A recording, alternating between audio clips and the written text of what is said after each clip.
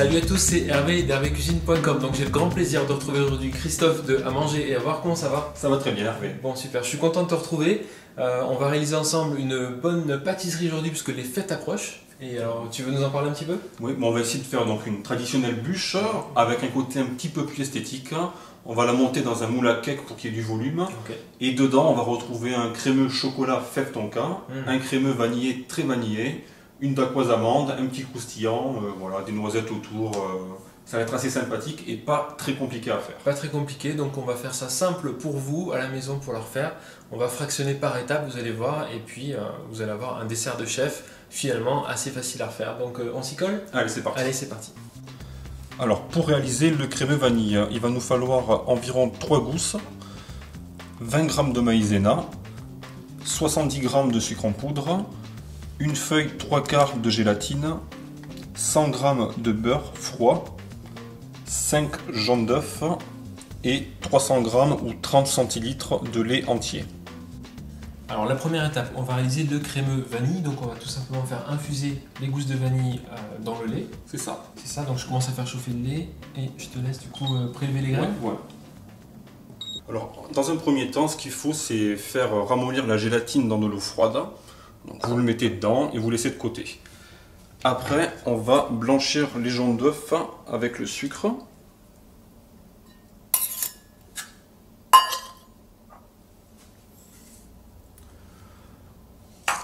Donc là, il faut tout simplement bien mélanger. Maintenant, on va ajouter la maïzena.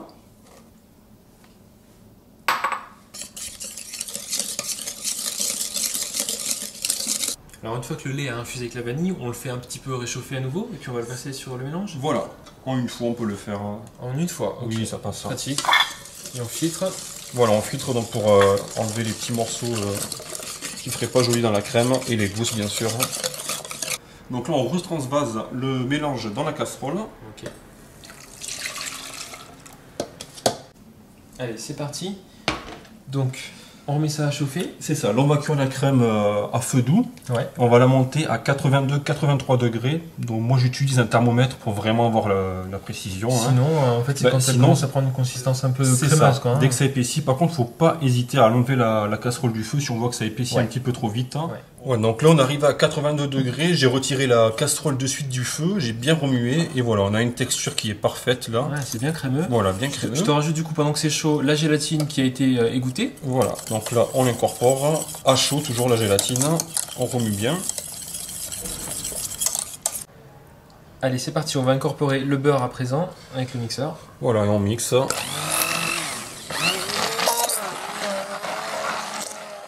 Bon, alors la dernière étape pour le crémeux vanille, c'est de le filmer au contact. Alors ça c'est très important pour éviter qu'une croûte se forme sur le dessus de la crème pendant qu'elle refroidit. Donc vous mettez votre film bien au contact, vous appuyez. Il faut éviter qu'il y ait des bulles d'air. Voilà, là c'est parfait. Il faut le mettre au minimum 3 heures au frais. Une nuit, c'est parfait. Le crémeux au chocolat, la deuxième étape. Vous aurez besoin évidemment de chocolat noir à pâtisser, 175 g, essayez de trouver du 60% de cacao idéalement. Un mélange de crème et de lait entier et de crème, donc 300 g, 300 ml, moitié-moitié. Du sucre, donc 50 g de sucre, 4 jaunes d'œufs. Et si vous avez à la maison ou si vous trouvez, c'est génial, c'est une petite fève tonka, on va en râper un petit peu dans notre crémeux au chocolat, ça va donner un goût absolument exquis. Ok, alors la deuxième étape de cette recette, c'est le crémeux au chocolat. On vient de voir les ingrédients, donc on va commencer par faire chauffer le mélange des crèmes. Voilà, c'est ça. Ok, c'est parti. Donc voilà, là je vais râper la fève tonka. Donc moi j'en mets en gros la moitié de la fève. Mais bien sûr, vous pouvez l'adapter en fonction des goûts, en mettre plus ou moins.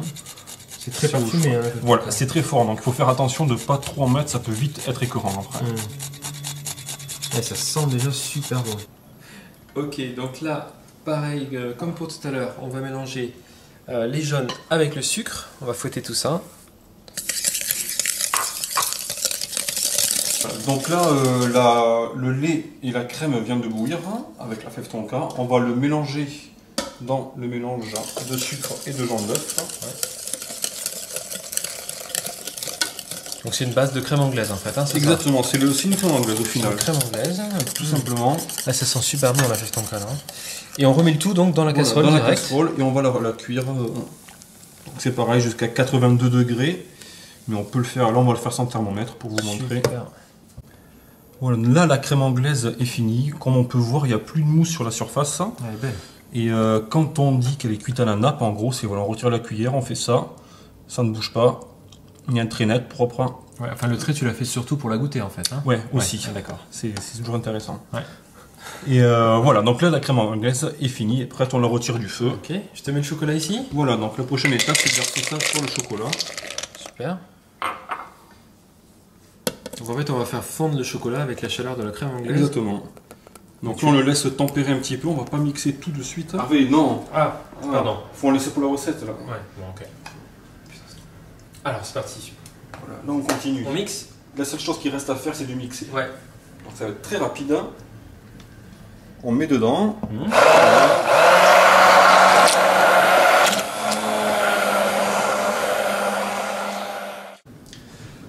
Donc là, on a Hervé. Désolé, mais ça faut que je goûte. Hein. Ça vous dit là? Regardez. C'est pour moi. Donc, quand on a fini de goûter et de mixer, la seule chose qui reste à faire, c'est de filmer. Mais avant ça, on peut voir qu'en mixant, on incorpore beaucoup d'air. Hein. Ouais. C'est pas top pour la préparation. Okay. Donc le mieux, quand on a fini, on prend le bol. Bon, ça éclate un petit peu. On en met un peu partout. Sortir toutes les bulles d'air. Mais ça sort les bulles d'air, voilà, il y a un petit peu moins d'air dedans. Et c'est mieux pour la texture de la crème. Super. Donc là, on filme au contact, toujours pareil, pour éviter de former une croûte. Et on place ça au frais, donc 3 heures minimum et le mieux une nuit. En fait, donc l'idéal, vous l'aurez compris dans cette recette, c'est de préparer vos crèmes, vos crémeux la veille, comme ça le jour J, vous n'avez plus que l'assemblage à faire, c'est très facile et ça vous prendra beaucoup moins de temps quand vous serez en train de vous préparer pour le réveillon de Noël. Ok, étape numéro 3 de la recette, c'est la petite touche gourmande crunchy. Hein. Voilà, qui va apporter un petit plus qui fait toute la différence. Ouais. Alors, qu'est-ce qu'on a? Donc là, pour faire ce petit croustillant, c'est assez simple au final. Hein. C'est des crêpes dentelles, du chocolat blanc, 50 grammes. Ouais. Il y avait 30 grammes de crêpes dentelles. D'accord. Là, du Duja amande, je vais vous expliquer après ce que c'est. Il y en a 40 grammes. Et du beurre, une cuillère à café. Alors, si vous avez du mal à trouver les ingrédients style le Duja que tu as fait maison, tu vas nous expliquer comment ça marche. Vous pouvez très bien remplacer donc, le beurre, le chocolat blanc et cette pâte à l'amande torréfiée par de la pralinoise que vous trouverez en tablette en supermarché. Donc prenez 100 g de pralinoise si vous ne trouvez pas ces ingrédients. Sinon, on peut le faire maison. Ouais. Donc c'est pas spécialement compliqué, il faut juste le minimum, c'est d'être équipé d'un robot coupe, ce qu'on appelle, donc pour mixer cette pâte. Et la préparation, pour ça j'ai pris 170 g d'amandes, 80 g de sucre glace. Les amandes sont légèrement torréfiées au four, donc à on va dire 10 minutes à 190 degrés. On les laisse refroidir, on les met avec le sucre glace dans le robot coupe, on mixe et voilà, on a cette pâte. C'est génial. Ok, première étape, on va faire fondre le chocolat blanc et le beurre au micro-ondes. Donc on va y aller par 30 secondes. Faut pas que ça brûle, hein. C'est toujours le petit côté délicat au micro-ondes. Sinon, bain-marie? Bon, bain-marie autrement, si on ne veut pas s'embêter. Si on veut s'embêter plutôt, parce que c'est un petit peu plus long. La vaisselle et tout. Et voilà. Voilà, donc là, on mélange notre beurre et le chocolat blanc. Faut pas qu'il soit trop chaud. Parce que si c'est trop chaud, ça ramollit les crêpes et après on perd tout le côté croustillant. Donc il faut un entre-deux, voilà. Et là, ça m'a l'air bien. Ah, ça a l'air pas mal. Super, ça va être bientôt lisse. Et alors ensuite, on va mélanger. Ensuite, donc on met d'abord le Duja dans le robot. On va le faire travailler un petit peu. Ouais. Donc ça va le ramollir, lui donner une texture un petit peu plus souple. Stop.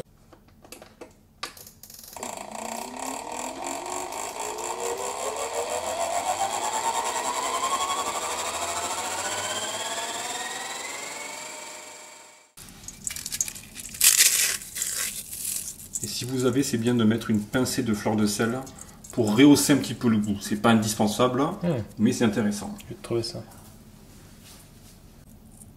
Allez, la fleur de sel, on va trouver ça. On y va, on mélange. Alors, on remixe un petit coup. Ouais. C'est rapide.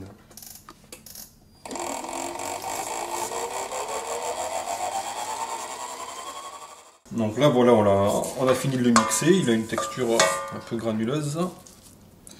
Et on va simplement le mettre entre deux plaques et entre deux papiers sulfurisés, pardon, et l'étaler avec un rouleau.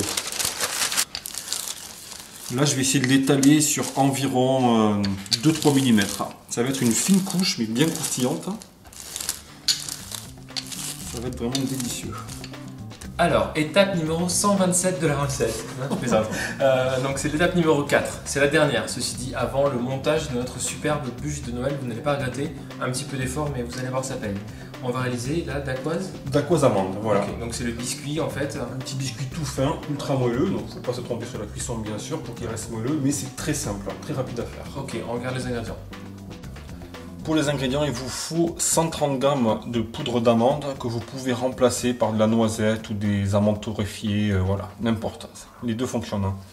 130 g de sucre glace, 35 g de farine, 3 blancs d'œufs et 30 g de sucre. Ok, donc on se divise le travail. C'est ça. Donc tu vas mélanger toi les poudres, c'est ça? Moi je mélange toutes les poudres sèches, donc hop, sucre glace, poudre d'amande et la farine. Et je mélange ça avec les mains simplement pour casser un petit peu les morceaux, voilà. Pour tamiser quoi. Et je vais battre les blancs en neige tout simplement en les serrant un petit peu donc avec du sucre semoule une fois qu'ils auront commencé à bien mousser. Voilà.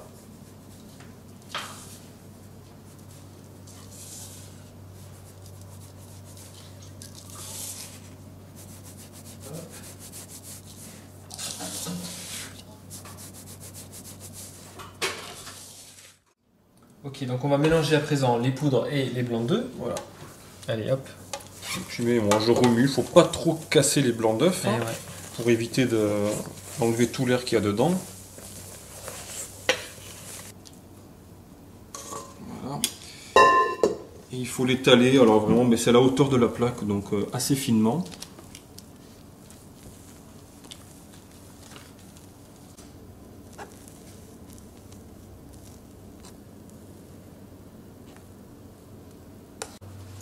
Voilà, donc là on l'enfourne pour environ alors 14 minutes nous dans notre four.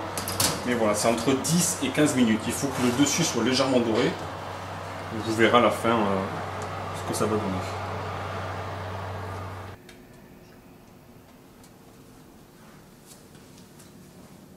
Donc là il n'y a plus qu'à la laisser refroidir. Et après on la découpera à la taille du moule.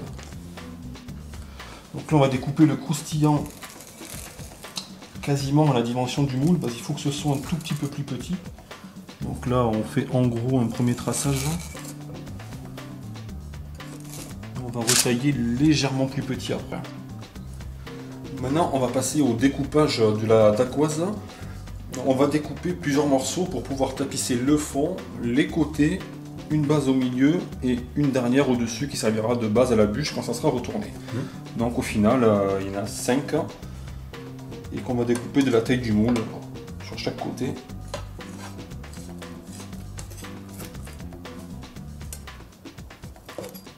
Je vous montre juste les textures des deux crémeux. Donc regardez le chocolat, super, ça commence à être bien ferme, c'est parfait.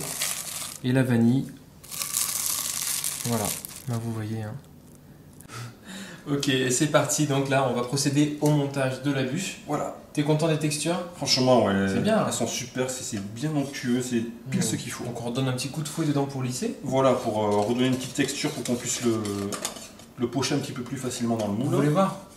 Approchez-vous. Ah, Christophe, je voudrais quand même contrôler parce que... Il faut, on sait jamais.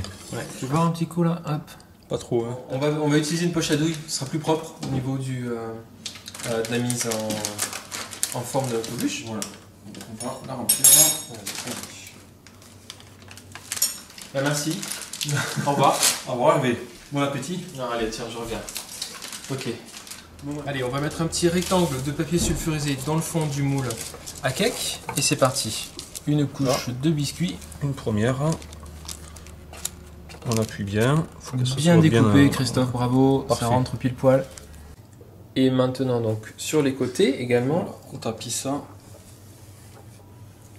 Voilà. Ah, génial, ça rentre vraiment bien. C'est pile poil là, ouais. Et ensuite, on va pouvoir donc mettre la première couche de crémeux chocolat. C'est ça. Allez, c'est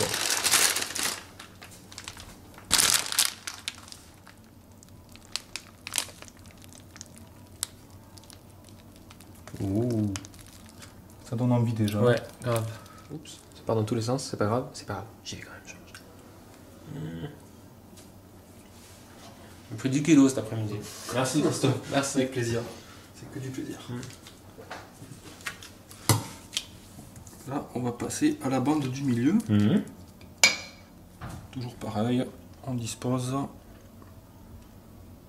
Donc là, t'aplatis un petit peu, c'est ça? Voilà, on tasse un petit peu.